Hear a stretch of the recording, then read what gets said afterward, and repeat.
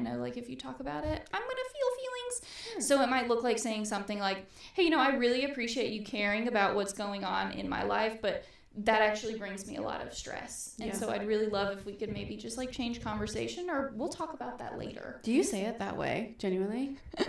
No. So typically what I will say is like, I don't know. Yeah.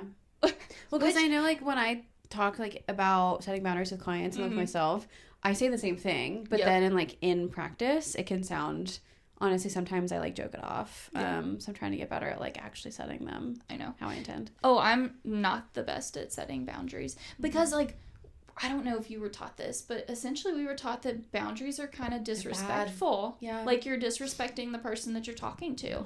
And I see that a lot of times with my clients too, which is why I implemented that idea of like boundaries like Jesus. Like you're not meant to say them to be unkind. You're meant to say them so that, you know, like you can have your own self and so that you feel good walking away from that conversation. Now, of course, we're all a work in progress, but even saying like, well, I don't know, that can sometimes be a boundary too. Yeah, because absolutely. you're just saying like, hey, I'm just going to shut down this conversation and then move on. I've never heard it framed that way, especially in a biblical sense, just because obviously like, I don't do faith-based counseling and therapy. I've never considered that.